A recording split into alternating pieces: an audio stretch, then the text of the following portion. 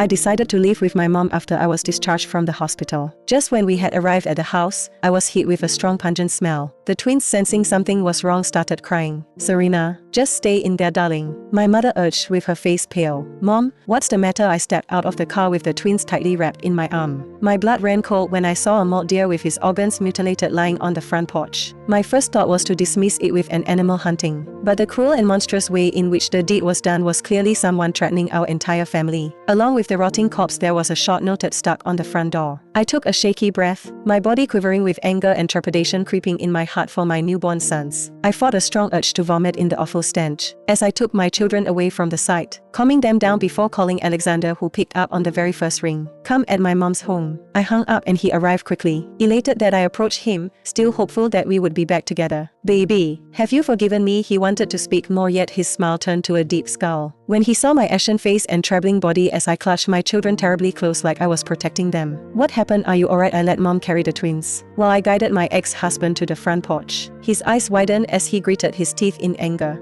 His wolf surfaced as he growled angrily, only for me to shake my head at him in disappointment. "It's your mistress. Who else?" Finally, I found some peace. But that peace was interrupted one day when I received a package. "Tiffany did all this, Serena. She cannot." I raised my palm, stooping. "Alexander. Alpha Alexander, I can care less if you believe me or not, but this is my last warning to you." My eyes flickered to golden as I bared my teeth to my ex-husband, who was taken aback by my rage wolf surfacing. "I can suffer all the pain in the world, but if my children are threatened like this again, the next corpse you will find will be of your mistress." "No, Serena, baby, calm down." I smiled at my mate of 5 years and looked him dead in the eye.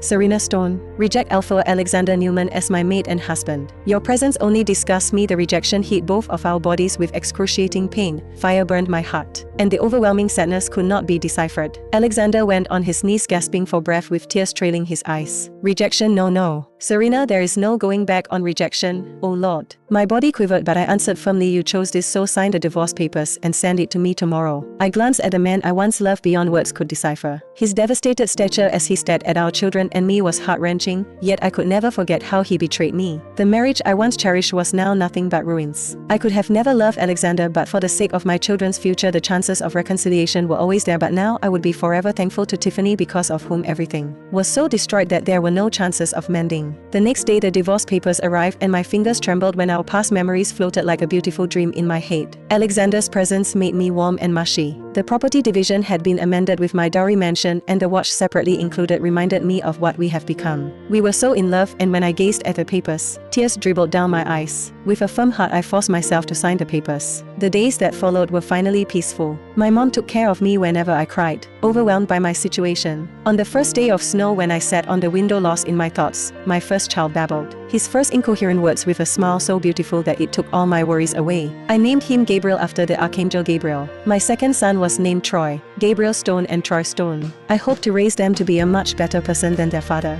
"Mom, do you like it?" My eyes lit up as I shared the name with Mom. "Yes, Serena, my brave daughter. Your father would have been proud of you all." All these days, while my mother was taking care of me, I had completely forgotten how close her and Alexander's bond used to be. After my father passed away, Alexander's mother died during childbirth. Thus, when he met my mom, he treated her very sincerely, and my mom reciprocated. It was only after I miscarried that mom became wary of him. In this crisis, not only have I lost my husband, but my mother too had lost a close friend that she trusted. Trying to comfort her, I spoke softly. "Mom, when Dad had dementia, do you remember how he used to forget all about us, but surprisingly whenever he saw you, he used to act all shy, and after some days he used to propose to you. For that, no matter how many choices he had, he always chose you. But for Alexander, it's not the same. From now on, I will not keep thinking of what could have happened when it has already passed. I will live well with you and my children." I continued. "I used to believe Alexander was honest and loved me, but that was only because he never had the chance to cheat.